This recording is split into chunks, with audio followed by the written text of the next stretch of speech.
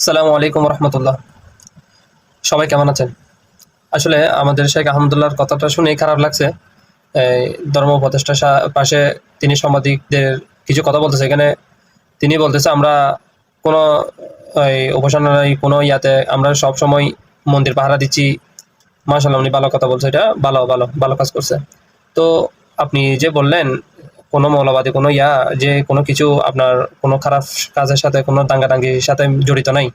তো আপনারা যে ওইদিকে বিধর্মীদের যদি মন্দির উপাসনালয় এগুলো যদি আপনারা দিতে পারেন, তাহলে আপনারা মাজার কেন এদিকে ভাঙতেছেন? এটা তো আমরা বুঝি নাই। আপনারা বলছেন না কোনো মৌলবাদী কোনো এদিক সেদিকের সাথে জড়িত নাই, দেখেন নাই কখনো?